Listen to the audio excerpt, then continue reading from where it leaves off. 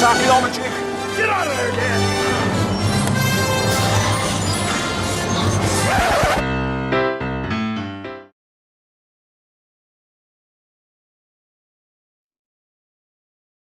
And now we should be live, hopefully, theoretically. Hello, everyone. All right. Welcome to welcome to the show. Episode 87, I think. 87, nice. Which is really confusing since oh god, the other show, the Archaeology show is episode 98. Yeah.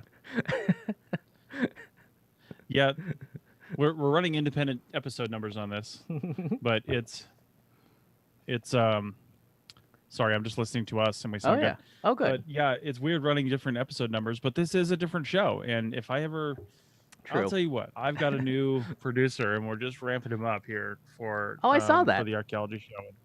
Yeah, if he starts bringing in consistent guests, then well, I might have to either release this into that feed on off days or release it into its own feed for the audio version of it. I don't know.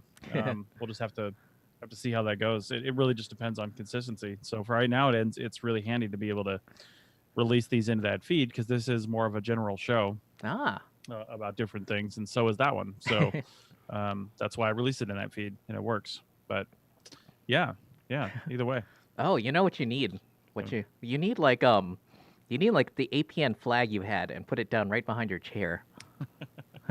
I mean, I've thought about putting something on this shade over here, because more often than not, it seems like no matter how we face or what we're doing or what campsite we're at, there's sun coming in this window in the afternoon, and if I were to open it, it would totally blind out my camera. So that's why it's closed right now. But it's like one of those old school maps in a classroom. Like I should put something down here and then like pull it down. Yeah, go grab that APN tapestry thing. So that'll be fun. Oh, God. Before we get to what we're doing, or, there are two things I wanted to bring up about. I was, cruising through Facebook this morning, and, oh, God. We just talked about, right before we went on here, we talked about one of them, but then the other one was also about a student who was about to graduate and was chatting about, or was putting up a post about what they were looking for in a job in Colorado. Which is amazing, since I think the other person also wanted to move to Colorado, but they were like, yeah, I'm all right with being away from home, for a week or two at a time, but I don't really want to be away from home that much. What sort of CRM work can I get? And that post got almost no replies, because it's just like you're literally dreaming. Yeah, it's like get in touch. Yeah. And I know. Well, what does it mean? That's what I was wondering too. What does it mean I don't want to be away from home? Because there are plenty of people we work mostly in the Great Basin, and there are plenty of people that haven't left Reno in a really long time from a domicile standpoint, right? But they work for different companies that allow them to, I mean, you might be gone 10 days at a time, but you're still coming back to Reno. So does that count as leaving home? I don't know. I don't think that's what I was wondering too. And then the other one, the other one was someone who was wondering, because I made this mistake when I first got into business. I thought I had a job wherever, and so I moved to Southern California, which was bad and good, because I definitely didn't get on that project, but it was also good because it got my butt into gear in terms of getting myself out there. Because otherwise, if I hadn't had that desperation needing to pay for an apartment, I would have just been sitting in my dad's place forever. But this person was wondering, should I move to Colorado or wherever it was he wanted to move to, and what sort of jobs can I get there? And everybody's like, no, don't do that. I don't know what would possess someone to think that you need to move somewhere to get something, especially if you're literally just about to graduate. Oh, hang on, we already got chat. Cool. Right. Yeah, Amy said, I don't think it counts, and I think she's requiring saying how, going out and doing 10 days and, week-long projects and stuff doesn't count as leaving home, because you're always coming back to a home base. It's those shovel bums that really don't have a home base. Those are the ones that people probably think of when they say, where can I be? Where can I go? I mean, that's how I was my first couple of years of doing archaeology. I didn't really have a home base. I had everything in storage, and I moved from project to project, and I had everything with me that I needed. So I relied on the projects to give me lodging. Oh, there's one thing I wanted to mention. When you were like in Florida camping in that old Beetle of yours, did you ever think you'd get to where you are Yes. now? I could fit 4 of those Beetles in my home now, my home on wheels now. So, no, I mean, you know what? To be honest, though, yes, because I've always kind of dreamed big like that. So I've never really thought, oh, that'll never be me. I've always thought, yes, that will be me, and how can I make that happen? So, Yeah. I mean, I've probably told that story before. I don't know how much detail, but when I was on that project in Florida, it was probably the lowest point of my archaeology career, if not my life, because it was just so miserable. It was low paying. I wasn't even able to really pay my bills with the Yeah. pay they were giving us, and the per diem was total garbage. And it was Monday through Friday with, you had Yeah. to find some place to stay, basically Friday night, Saturday night, and Sunday night, because then we met up for the project Monday morning. Yeah. So without a home base, that really made it difficult. And I'll never forget sleeping in my tent in Jupiter, Florida, just because I wanted to go out near the ocean, and it was closer to the project than Tampa was. I was like, I mean, I went to the CVS and bought like I bought a little electric water heater, like a just like a electric heater, for water, Yeah. and Oh, I a know what you're talking fan, about. because yeah, my campsite had power. So I had a little fan for inside my tent. Yeah. I had the whole thing just like basically wide open for a breeze, but I also had a fan in there. Then I had a little water heater so I could make coffee in my French press. And I just I was at such a low point. It was so humid and disgusting, and I had no friends, nobody I knew that was there. All the people were new on the project, and none of them like hung out on the weekends because they all had places to go back to. Oh, man, it was so bad. Oh. Real quick, Chuck Hutchison says hi, and Oh he yeah. he missed watching it on Sundays. So how you doing, Chuck? Yeah. Yo. But I feel like that's instructive for people who maybe people in the future who are watching this who are about to get in this job to explain, because I feel like you and I had very different kind of camping experiences, and I feel like maybe, how did you prepare? Like, did you just like, what was the Yeah. thinking process behind like going to that project in Jupiter, Florida, and like how did you prepare for it or gear up for it or anything? Well, honestly, it wasn't a camping project. I mean, Ah. we had the Best Western hotel room, or maybe it was a Holiday Inn Express. It was a nice hotel room Ah. for the 4 nights we were during the week on the project. We had double occupancy, so I had to share the Ew. room with somebody, which was terrible. But I'll tell you what, it was a sight better than my life on the weekends. My life was only like that on the weekends because I couldn't afford to stay anywhere else. Ah. I mean, I couldn't afford to just get a hotel room 3 out of the 7 nights a week. So I found a campground that was relatively cheap, and that was Ah. only because I could barely afford that, and sleeping in my car would have been the other option, but it wasn't really an option because I didn't have that much stuff with me. I traveled pretty light, Yeah. but I'd had to take all of it out to be able to sleep in that bug. Now, granted, I'm 6'1", and with the seats down in that bug and it being a hatchback, I Yeah. mean, I could actually lay back there relatively comfortably. It Yeah. wasn't that bad, but I had to take all my stuff out and like set it on the ground, which I didn't really want to do in alligator country. So That's interesting because yeah. because when I first got into this job, when I first started thinking about even going to field school, I was like fully Mhm. prepared for like camping, which is why I spent like, which is, you've seen my tent, like I've literally had that tent my entire career, and I've never even had to think about it once. I've never had to worry about it coming down or letting water in or whatnot, and I'm just like, Yeah. to me that's just like I thought that's what the job was going to be, was just like a lot of camping and being outside. you know. Yeah. And I feel like Well, I know. oh, go ahead. Yeah, go ahead. Oh, all right. Because I feel like a lot of students who are graduating right now, they might be watching a lot of those van life videos or looking on van Mhm. life Instagrammer pages, and it's just like this job isn't really like that. Or it can be, but a lot of people who get into this job and thinking about getting into van life, they're not like outdoorsy people, like people who would normally Mhm. spend time outside other than maybe to go for a weekend hike. Like I feel like Mhm. you and I, like I've spent years of my life on a bicycle, and years of my life just like being outside, you know. And I feel Yeah. like I enjoy camping, but maybe a lot of people who are about to graduate and want to get in this job, they might not enjoy kind of working out west or any place you need to camp. Yeah. Yeah, they might not. I mean, some of the camping experiences I've had on actual projects were, really good, and some were Yeah. less good. Um, You know, like I remember the first time I ever actually camped for an archaeology project was in we stayed in the Virgin Valley campground up in north central Nevada. Oh, that was like that was my first camping project too, but with a different company. Yeah. Well, the first place we did camp was right there, and I'll tell you what, my first experience after, you know, I was born and raised in the Washington area with, you know, trees all around, and then I spent a lot of time in the southeast, again surrounded by trees and things like that. And the Virgin Valley campground was probably the first time I ever pitched my tent on gravel. Oh, really? And had to, like, pound the stakes into gravel. I just never done it before, right? I'd never experienced that before, and it was just, I was like, really? Are you freaking kidding me? Now, the one thing I do love, of course, about high desert camping is I love to be nice and cool when I sleep. And yeah, same here. You know, we've been on. I remember one of the last camping projects I did with you, with that company we were with a long time ago.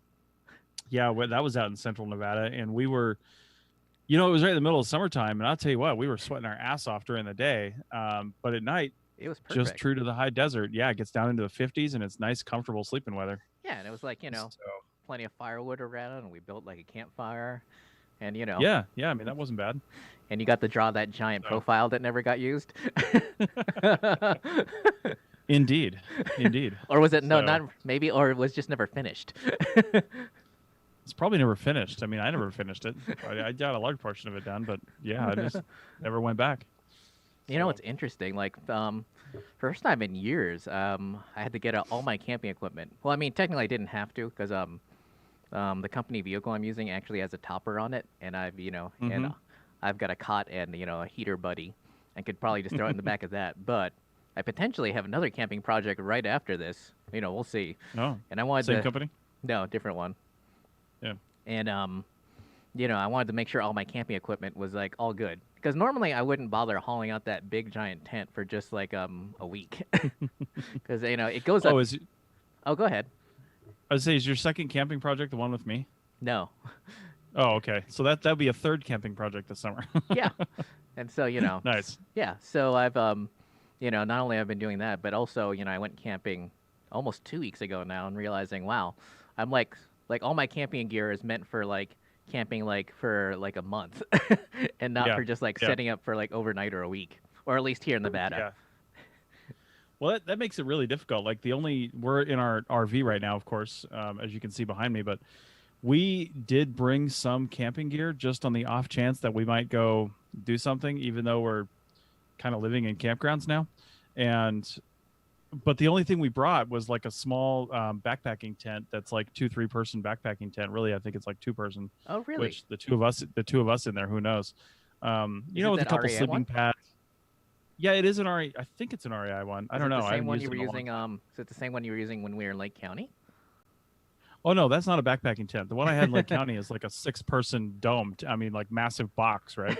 That's a huge tent. That we didn't bring. Yeah, we didn't bring that, because the only vehicle we have, aside from the RV, is this smaller Ford C-Max, and that tent is in this huge action packer. And if we put other stuff, I mean, we gotta travel light. So I mean, our thought was, if we ended up somewhere that had some nice hiking trails or something that were leading away from the campground, or we were in a good spot, that maybe we could go on the weekends. We could go on like an overnight backpacking trip, you know, backpack out, sleep, and then backpack back. So we brought sleeping bags, some of our bigger packs, and just a couple sleeping pads, and those and that tent.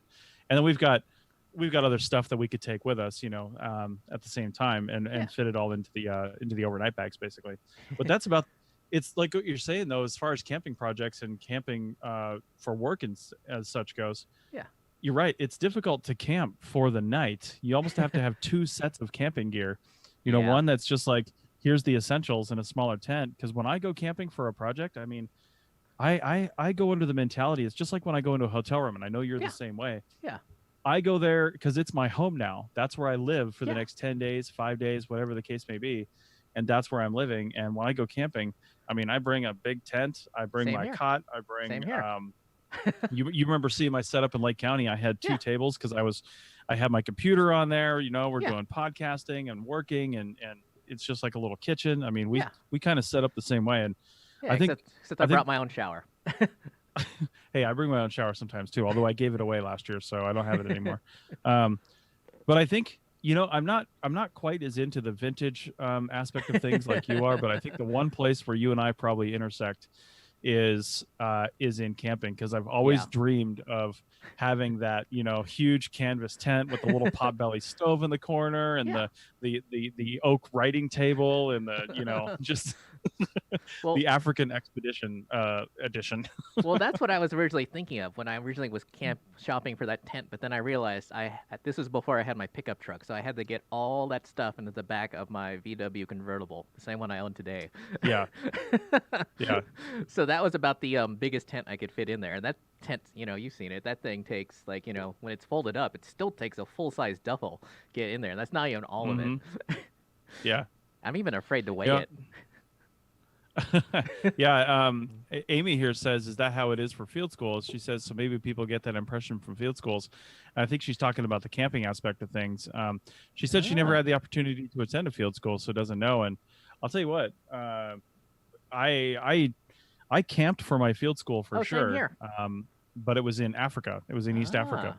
And we were in Olduvai Gorge in the Leaky camp, and the camping area, the whole camp, but the camping area specifically was surrounded by it was probably 8 foot tall brambles that were brought in. I don't think they grow there. They keep restocking and bringing in that they're basically a border around the camp, because we wake up, you crawl out of your tent and you see giraffe and elephants just like on the other side of this like natural fence. Yeah. And we had Maasai warriors from the nearby village that were basically paid. I think they were paid in trade or something like that to basically guard the entrance to make sure not only did no people come in, no other tribes or anything like that, but no animals, specifically like lions and lions and hyenas. Basically, they're the bad ones. But honestly, other animals would have been bad too. Like, you don't want an elephant tromping through your tent in the middle of the night while you're sleeping. So, oh my God! That was my camping field school. You camped for your field school too, didn't you? Yeah, and the thing is that was my first introduction to, because I'd been camping plenty of times before, but this was like in nicer parts of California, where it's like stays moderately temperate. Whereas where I was camping was much more high desert-ish. It was basically the very far western edge of the Great Basin, and so it'd be ungodly hot during the day. And then at night it would get down to like the 30s and 20s, and that's when I realized that a sleeping bag can have a rating, but that's the survivability rating. That's not the comfort rating. Yes. And that's when I got my 0-degree sleeping bag, which I still use today. And that's when I started dreaming about getting a tent heater. I know. I tend to run hot, so I don't get the super cold sleeping bags, but the my wife found the same thing. She used to get the like 30 degree, I think, is the next one up from like 0 degree. But she definitely has a 0 degree now and loves it. Oh well. So, and also, one thing I should point out is that camp, because I started out with a bunch of backpacking gear when I went to field school. In addition to like my old canvas tent. And one of the things I realized is the fact that camping for fun or for a weekend is very different than when you're basically living there and like working there. Because obviously when you're camping for fun, if it's cold in the morning, you can just sleep in until the sun comes out and it warms up. Whereas when you're working and your start time is 6 a.m., and it's still like 20 degrees outside, it's time to go. Like there's no waiting. And so, so it's a completely different mindset, and like you need completely different equipment. Yeah. Yeah, for sure. So, yeah. So what kind of time frame? It's fun talking about camping because you're talking about camping for different types of projects, but how long are you packing for right now? Are you guys going out for a really long time, or are you packing for outback? Oh my goodness. It's complicated because normally I wouldn't bother packing a lot of the equipment I'm bringing now, but it's been so many years since I brought it out that I want to make sure it all still works, and that I familiarize myself with getting it like set up again. Sure. And more importantly, we're going far enough north that it's moose/grizzly country. So I don't necessarily want it, because my super lightweight setup is literally a bivy sack and and now I have one of those tarps, one of those outdoor tarps. It literally just arrived today, but I'm like, maybe I don't want to use that like like now. Like I don't want to like get myself familiarized with setting up a tarp tent, like when it's for work, Yeah. because I've literally got a 10-hour drive tomorrow, and the last thing I want to do is get there and suddenly have to spend like 2 hours puzzling how to get this thing up. Whereas my big Oh, canvas. Oh, go ahead. yeah. Well, I'd say one of the other great alternatives to camping that you've done and that I've done is using your truck. Yeah. And the cool thing is we've both done it in very different ways. We've got a topper over our truck, and then we bought from that company Airbeds with a Z. Oh, I know that. Yeah, you can find the inflatable bed that fits your bed exactly. And I think we only paid a couple $100 for this air mattress, maybe less. I can't remember, but it's pretty cool. And the Tacoma is a short bed, the one that we had. Yeah. And the air mattress fits perfectly in, so you can close the bed if you want, and leave it inflated if you want to. But then there's an extension that covers the tailgate, and that's what allowed me to sleep comfortably was the extension. But I will give a warning for anybody using those. When you move around in bed, you typically move your feet around, and that junction between the bed and the extension was in the right spot for me to just put my foot in there and kick it right off the back end of the truck. Oh, really? Or into the tent that we had over the back of it. Yeah, and it never stayed. Like it was so tight, both of them were from the air pressure, that the two little knobs that basically plugged it into each other just came off. So I ended up using the Tacoma's tie down points in the back on the bed, and running a ratchet strap around the end of the extension, and then ratcheting it into the bed, and that it never fell off again. But that was really good. I loved it. It's not so good for staying warm. I mean, one night we did have the buddy heater in there hanging from the open door of the canopy where the tent goes around. We had the buddy because it was so cold in there. Yeah. But otherwise, yeah, it's a good alternative. I wouldn't do it for a really long period of time, but that would be like my overnight or several night setup if we had to do it. So. Oh, interesting. Is that one of those things that went with your? Did you sell that with your Tacoma, or is it still in like storage? Yeah. No, actually, we had no use for it. So the people we sold the Tacoma to, and they were actually friends of my wife's. We just let them have actually they got a pretty good deal. Not only did they get a good deal on the Tacoma, but they got our extra spare tires. So they got 2 spare tires, and I had 2 wheels and 2 tires with it. They got the chains that we bought for it because we didn't have a vehicle the chains would fit on. Yeah. And then they got the airbed and the tent. I figured, what the hell, we'll throw them in. So, wow. And the canopy for that matter. I mean, not like I took that off. Well, I mean, but, isn't that like one of the reasons? I assume that's one of the reasons why you didn't take it to CarMax. I know you brought your Prius to CarMax, right? Yeah, we sold the Prius at CarMax because CarMax specifically told us that they basically stripped the vehicle, all the factory stuff, and try to put the factory stuff back in. I don't know how they treat a stereo, because that's the other thing they got was our stereo. I didn't realize that stereo would have been great in this RV, and now I basically have to buy another one because it would fit perfectly. Oh, really? But yeah, that would have been a good stereo for this RV. But and the other thing is we need 3 cameras, because when I hit my blinker, the left camera goes. When I hit my right blinker, the right camera goes, and then there's the backup camera. That all plugs into the stereo, and the stereo I had in the Tacoma would take 3 cameras if you had them. But wait, it would show them all simultaneously? No, it would only show them one at a time, but they're triggered off the turn signals and the backup and going into reverse. It triggers the camera. Yeah. Oh, so right now you don't have any cameras, I assume, aside from maybe the backup one. No, well, we do in the RV. I mean, this stereo does have the 3 cameras. And the other cool thing is I can choose them whenever I want. Like if we're just running down the road, I can flip on the backup camera and see behind me. But no, what I'm saying is the stereo is garbage, and I want to replace it. And the one that I had in the Tacoma would have fit nicely in here.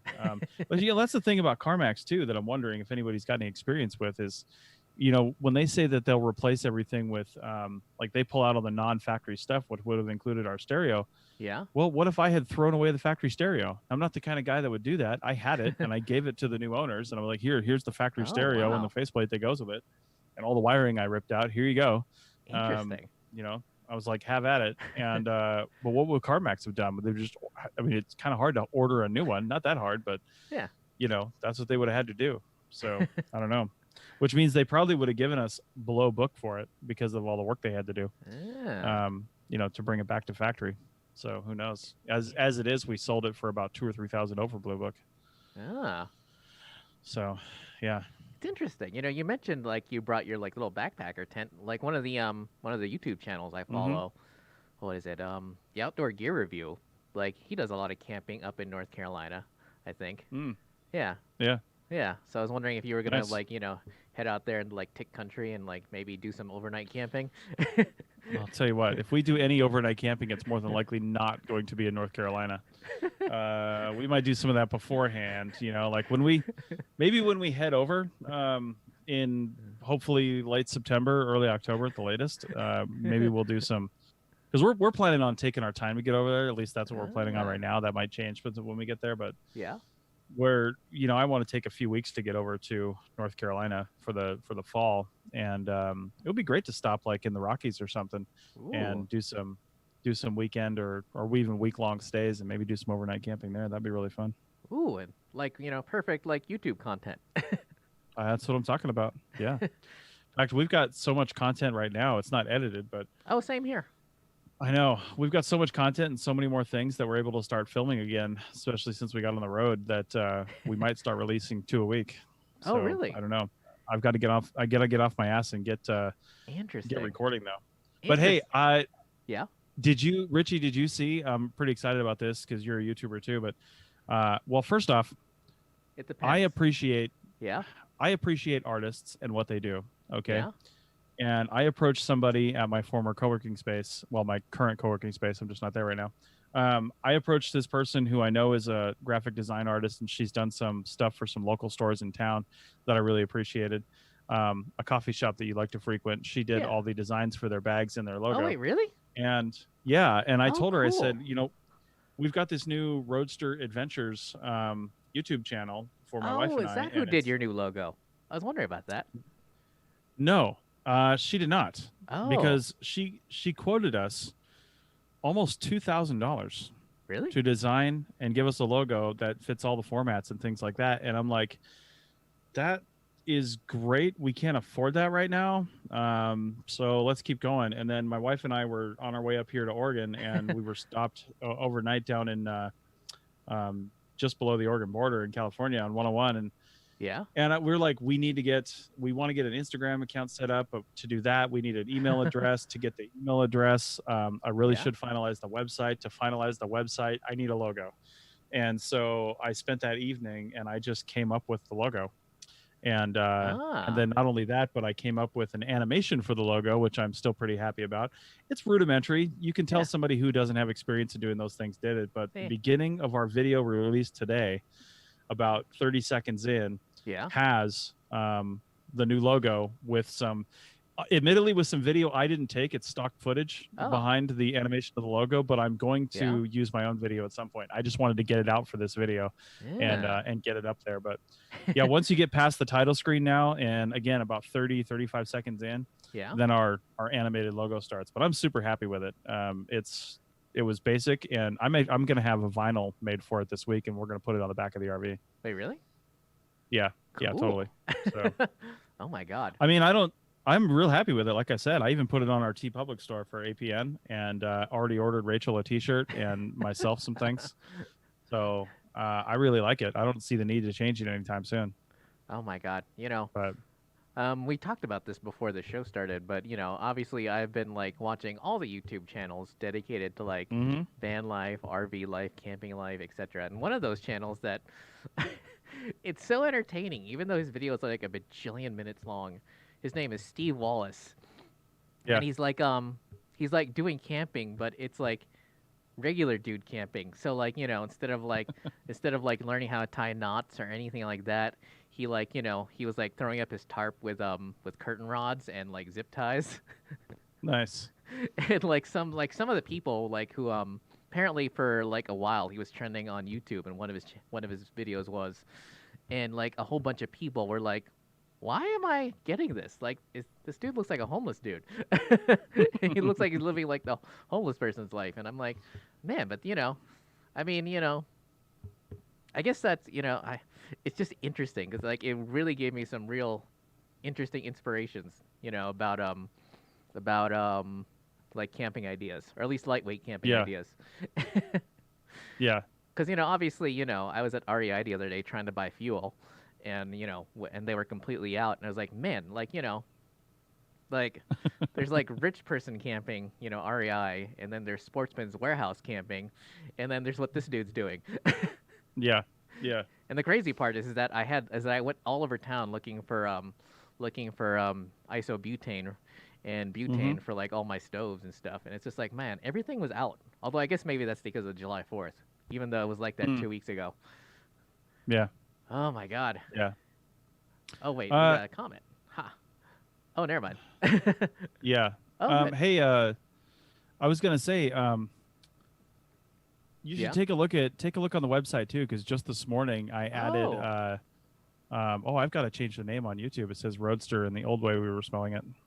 Anyway, no, I added a new map, and it's just I've been looking around and I've seen some things before, and I figured since we were committing to this, I wanted to. There's some really good Squarespace plugins that you can get. Yeah. For some really cool mapping features. But in advance of finding a good one, I went on to Google Maps, and I've just got, I made it a nice simple map background, and I've got some layered stuff in there, and I've got all of our videos linked into the points on the map. So when you click on one, the video actually pops up.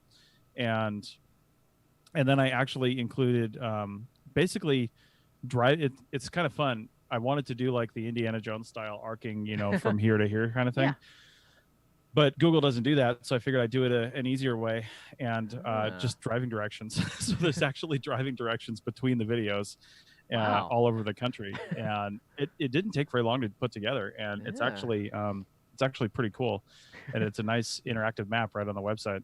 So you know what? Speaking of maps, like obviously I've been fooling around with the QGIS, for years, and I finally taught myself after years of putting it off. I finally learned how to georeference a map, and nice, which was super easy. Like that was shockingly simple, as long as you're detail oriented. Because like my first map was not very accurate, but all the rest of them are good enough for at least knowing the area I'm in.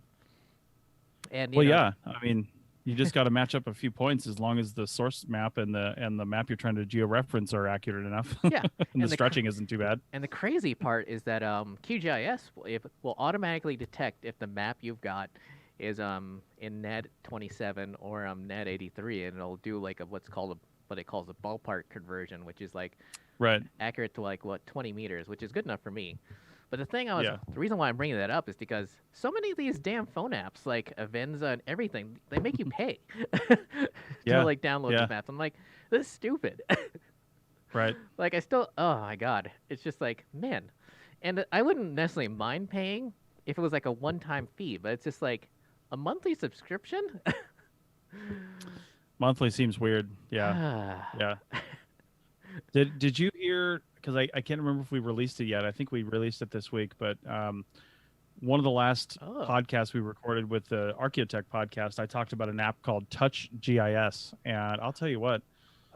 Is now I got it for iOS, so I don't know if they have an Android version, but that is probably the best GIS app I've ever seen in my life. The only one thing that it doesn't seem to do is doesn't seem like you can connect an external Bluetooth and read it through the app, an external Bluetooth antenna.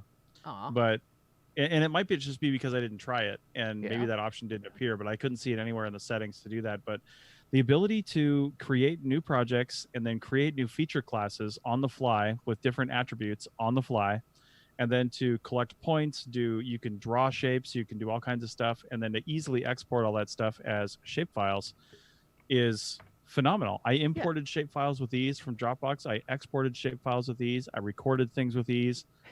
I did everything, and I did most of it offline because I used it on that Jerry Canyon project, the Elko one. Oh, really? And and we were doing some different things, and since I had never used that app before, I hadn't realized, because I just didn't think about it until I got on site, some of the other feature classes I would need.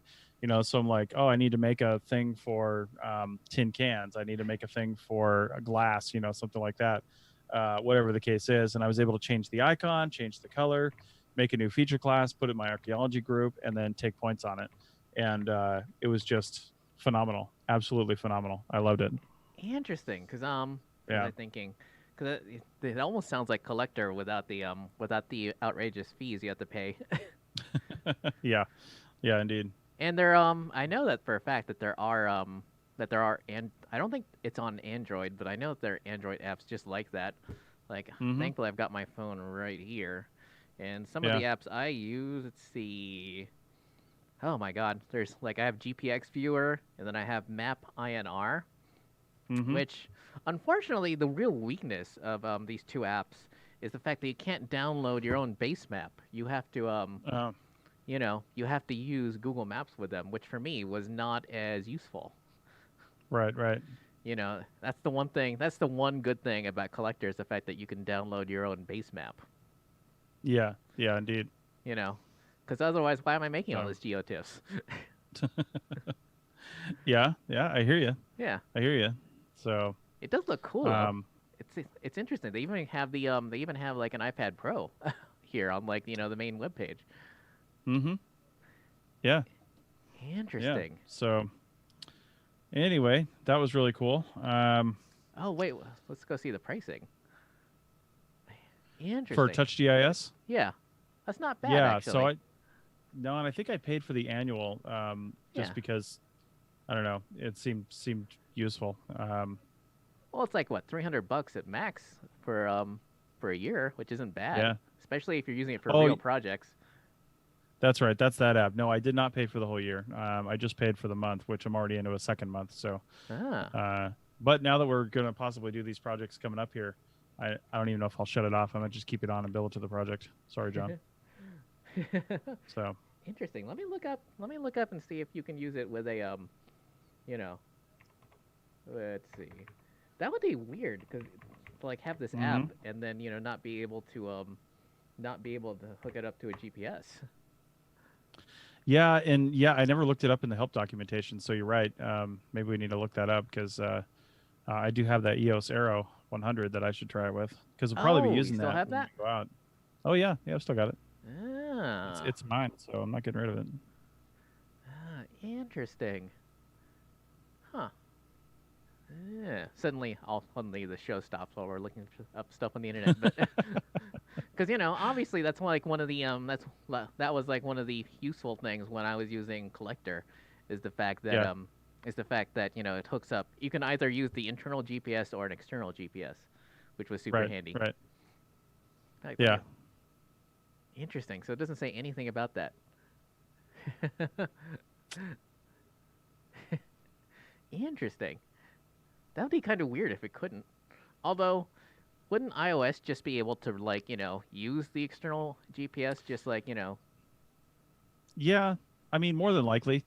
More than likely, you're right. You would be using the external GPS antenna, but the problem is, are you recording the information with the shapefile that people like to see, like number of satellites, accuracy, stuff like that? If it's not pulling in that kind of data, then no, you're probably not using it. Oh, because that was always one of the handy things about Collector, is the fact that it had almost all the same parameters as a Trimble, basically. Right. And, like I was always amazed when I first when I was first playing around. I mean, I guess it makes sense, when I downloaded the apps to use with my phone instead of the tablet they gave me. Obviously it just went with the default settings, but I was surprised at how well you could configure that. Right. I was also surprised that the person who taught me how to use the tablet and the external GPS didn't realize that because she like was using it and then she gave it to me, and then when I got it I realized, oh, this isn't using the external GPS at all, it's just using the internal one. So that was useful. Yeah. Interesting. One thing I will admit, teaching myself more about QGIS now, as opposed to before, is the fact that it's very difficult to wrap your mind around what QGIS can do and what it can't do. Because originally, there are certain things I thought it could do before that it couldn't, and I just thought maybe I just couldn't figure it out. But now that I'm more familiar with it, I realize that there are some things it just that a lot of these GIS programs just aren't configured to do. That could be. Like, for instance, when you go to the USGS website, what was it? I think it's called the National Map. That's where I got my paper maps, that I Georeference. And there's a download for the PDF, and then there's the metadata download. And one of the things I learned is that no matter what you do, QGIS cannot open up the metadata that the USGS has.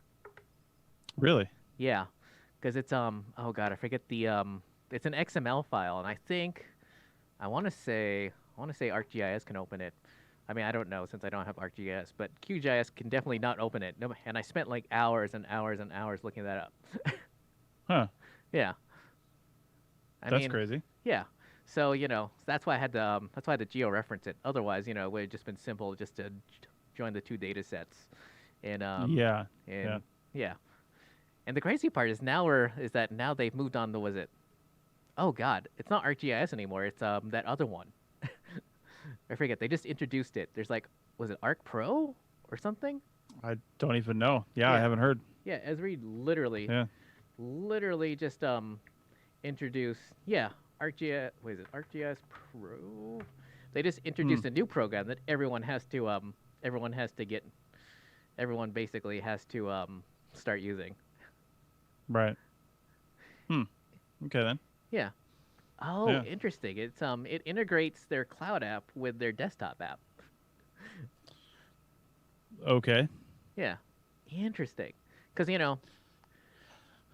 I remember in the olden days when I guess maybe for some companies it's still the olden days, but you had to like basically someone at the office had to do stuff on ArcGIS, and then they had to upload it to the server, and then you needed to find some place, and then you needed to hook up to the server back at the office, and of course it was always those super clunky, I forget the name of them. I mean, I've got one here, but it's like that super clunky big box thing.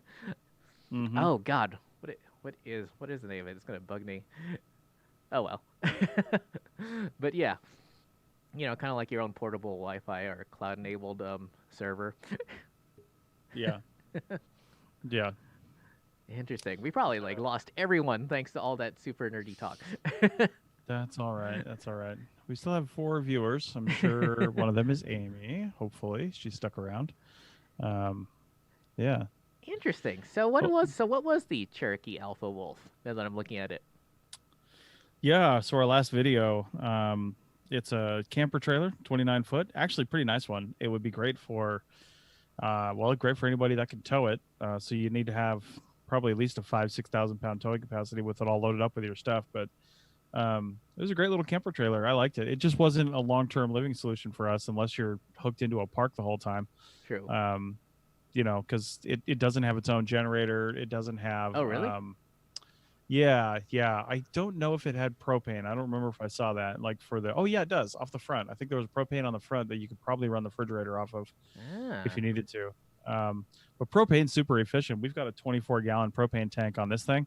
Really? And which is really only 20 gallons, I found out, because they always reduce it by a bit. They don't fill them all the way up. So we got 20 effective gallons, and we bought it. They filled up the propane tank for us. And occasionally we've had to run our refrigerator off propane. And the propane stove, of course, runs all the time off propane. And then the water heater will run off either propane or electric, whichever one you have. And we're only down just under half a tank of propane after a month of this thing. Yeah, so it's super efficient. But anyway, the Cherokee Alpha Wolf by Forest River, it was, like I said, it was a nice camper. But the only thing I don't like about campers is, again, they're not designed for long-term usage. I mean, they're great for short-term usage, but they're made to be light, so you can tow it behind a variety of vehicles. In fact, your Tacoma would tow it. You just wouldn't be able to put much in it, and you're not going very fast. Yeah. My Tacoma would have towed it, but just not with our stuff in it, and you want to put a bunch of stuff in the bed of the truck and all that. It's just not going to work. So that's why we didn't get it. But when they make these things light enough to tow, I mean, it's 29 feet long. When they make it light enough to tow by a truck like that, making it light means kind of making it cheap. Now, Forest River does a pretty good job about nicely pointed interiors, right? Everything looks good. Yeah. But how long would it last if you're living in there full time? How long would it last? I really don't know. Well, it I don't have any depends. experience. Obviously, here in Nevada, plenty of people that's their house. I mean, I'm not saying you couldn't make it work. Don't get me wrong. I just have a different standard of quality, I think. So, like this thing we're in now. I mean, this thing's built like a tank. Yeah. And it's really, well put together custom woodwork and just all kinds of good stuff. And it's not going to fall apart anytime soon. Now, it really freaks me out when I'm, leaving a parking lot or something like that. You know how you go down, it kind of slopes down onto the street and you're turning at the same time. Tell you what, this thing creaks and shakes all over the place when that's happening. And I'm always afraid that these cabinets above me are going to fall on my head. Well, but yeah. What's interesting is that I forget if I mentioned this in any of the previous live streams, but I found exactly what I was looking for. There's a company in Florida that basically makes they make extra heavy duty cargo trailers that are also double as super bare bones campers. Like, I mean, they don't have, they literally have nothing in them other than windows and a door. Like, basically, because I know some campgrounds, like, they won't let you camp, they won't let you sleep in a cargo trailer. They demand that it has like certain features, like X number of windows and like 2 external doors or whatever. And so they literally created this cargo trailer just for that sort of usage. And I was thinking, wow, that's neat, because for me it's just like you mentioned, like I would not be living in it. I would just want something that mainly would just be a cargo trailer. Sure. Know. But but interesting. We do have a few comments, by the way. Yeah, I was just looking at that one from Patrick where he says putting site data on the cloud is insecure, and I'm sure he's referring to my uploading and downloading of shapefiles from Dropbox. True. Well, there's and possibly your use of QField as well. Yeah.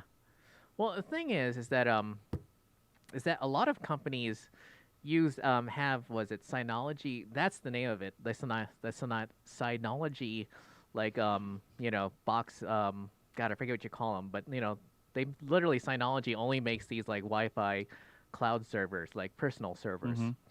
And the thing is that like, every company I know uses that. They might use different size boxes. Like the company you and I used to work for, they actually use the exact same model that I have here, which is crazy since this is like the most basic entry-level model. And the crazy thing is that a lot of companies, they don't change the default passwords. So it's like, sure, maybe you're not putting on Dropbox, but companies, but you can still be broken into, since a lot of companies don't bother changing the default passwords. Yeah. Or if they make their own passwords, they're incredibly stupidly simple. Yeah. Well, and I would like to point out too, like, when I use Dropbox for archaeology projects and shapefiles and stuff, I mean, I use Dropbox exclusively for all kinds of things, and of course, some things they're only as secure as your username and password, which you have to make sure those are good. But beyond that, Dropbox has so many like government certifications for their security across the world that I mean it is almost impenetrable. I gotta say, I mean, if you're really worried about your data on the cloud, it really is something to behold. So. And there's lots of things like that. Like almost anything with Amazon Web Services backing is pretty hard to get into. Yeah, and you got to think about the use case too. Like, if you're a major retailer or something like that, sure, you're a pretty big hacking target for credit card numbers and stuff like that. Yeah. But not too many people are hacking into an archaeologist Dropbox account. Not too many people are hacking into even servers owned by the company. Like who would do that? I mean, look at the use case there. So the benefit that you get from doing these things far outweighs the security risks that are potentially involved, because you're more likely, and I've said this before, you're more likely that a field tech is going to leave their clipboard full of site paperwork at the gas station than you are somebody's going to hack into your server. I mean, that's the more likely use case right there. And the thing is that a lot of companies are against Dropbox, but when you use something like a Synology server, you're effectively using the same thing. It's like that's what Dropbox is. It's like commercial. It's a commercial server. And the thing is that it's like, it doesn't matter whether you're using a Synology server or whether you're using Dropbox. You still need to have all the same security precautions, because weak password is a weak password. Anything that's connected to the internet, you can be hacked, whether it's like your own, whether you bought your own personal box or just paying for Dropbox or Amazon. It's totally true. Yeah. Because I feel like Amazon's cloud service might be a little cheaper. I don't know, when you get down to it. Yeah, it might be, because they try to make everything cheaper except for buying their products. So. And interesting, does that come complimentary with Prime, or am I wrong? I don't know. You get a lot of stuff with Prime. I know I get music, but I never use it. I don't know if I get server space or like a file storage kind of thing or not. I never really looked into it. So Yeah. But well, hey, we are approaching an hour here, Oh, so wow. we should start signing off, and Yeah. you got to finish packing anyway. So Oh, that's true. Yeah, I'll remind everybody to check out the Archaeology Podcast Network on Facebook in order to be alerted. You can like the page, and it will alert you when we go live. And we're again trying to do this every Sunday, but our schedules are pretty crazy during the summertime, and you never know what's going on. And now, I mean, we may end up having to change the time. We're trying to be settled by Sundays, but when we move this RV and we go to a different campground, because my work schedule during the week is pretty inflexible, we have to be settled by Sunday. So sometimes we're going to be driving on this day, but every other Sunday I try to make it so, we're at least settled because I've got the CRM archaeology recording right before this every other Sunday. So we're trying to make it work. Anyway, like the page at arcpodnet.com. I'm sorry, facebook.com/arcpodnet. Always, I want to mention too the new membership structure over at the Archaeology Podcast Network. It's now $7.99 a month versus all 3 different memberships that we had. So you can support us for, as much as your Netflix account, and bring great archaeology education podcasts into the world. So, so that's it for that. Richie, what are your sources where they can find you? Oh, well, let's see. It's hard to figure out how to get like a shareable link for my channel, but I just put up the link to my latest video at Happy Archaeology Fun Time. Nice. Yeah, and it's there you go. And it's interesting because I was just looking at your website. I realized that you and I definitely have different purposes for each of our websites. Because I know yours is mostly focused on your channel, but for me, I mean, eventually, hopefully, one of these days, assuming I get enough videos up, I was hoping to turn it into like a general all-around field archaeology resource. Like, where you can figure out, like, like link to shovel bums or link to ARC fieldwork, et cetera, and all the, like, and a link to all the various cheat sheet sources that I use and everyone else uses, for that matter. Yeah, I mean, we definitely have different purposes. I mean, ours is more of a travel blog kind of thing, and we'll have it categorized into some helpful resources later on, but that's really not what we're doing there with that website. But for yours, it totally makes sense, and it would be a great resource to have. Yeah. And link to. Yeah. Oh, so interesting. Huh. Yeah. God, Facebook's giving me all sorts of internal errors. Anyway. Oh. Sounds like it's time to go then. Yeah. Yeah. Interesting. God, so you've already got merch for your channel? Well, I have the TeePublic store with APN, so once I made that logo, I went over and threw it up on there real quick. I'll probably have to take it down later since it's not related to the APN. Oh. Although it kind of is, because we are doing some archaeology stuff on there, and I do own the APN, so I feel like it's okay. But we'll see. We'll see. Oh, so. Before I forget to ask, like, how are the how are merch sales going? Just out of curiosity. For the APN? Yeah. Not too bad. We have several a week, I would say. Oh, really? Not that many. It's not like we're, it's not like we're retiring to a private island in the Caribbean with that money. But every little bit helps. So every time people buy something, and since it seems like mask wearing is going to be with us for a long time, they have masks up there, which is kind of fun. And I put up a few new designs that are specific towards masks. Yeah. And you can actually get any of our designs on 2 different styles of mask too. And I think they're $10 and $14 or something. Yeah, I can't remember, but they're it's pretty affordable. And if you want one and you want to support us and support hygiene, then go over and get one of those. Maybe I should put this "You Call This Archaeology" logo on a mask. That'd be fun. Oh yeah. Oh my God. Before I forget, by the way, what did you talk about did you record CRM archaeology today?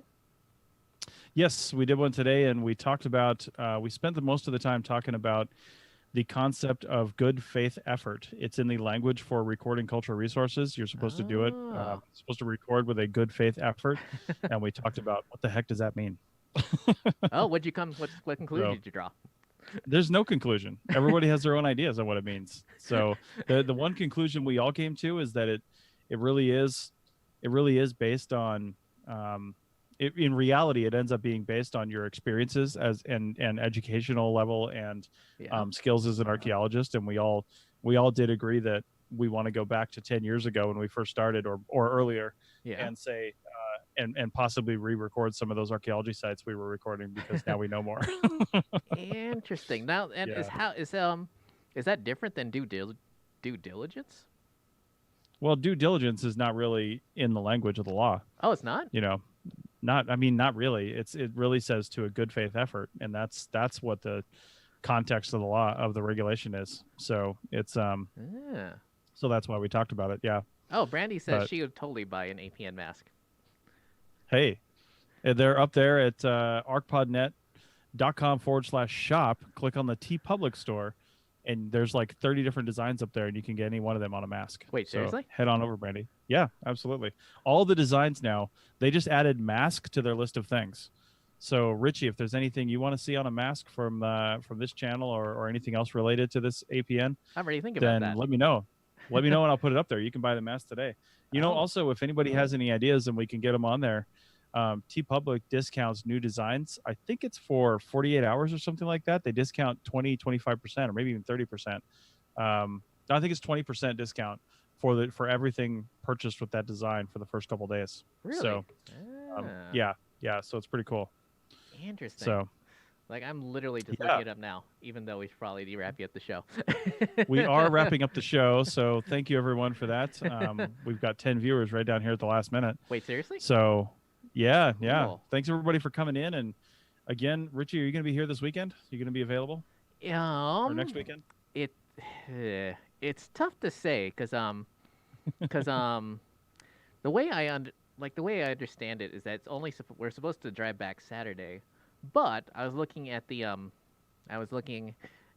historic maps because obviously I downloaded the 2020 topos, but the 1995 topos from where we're working show a bunch of old mining features that may or may not be there anymore.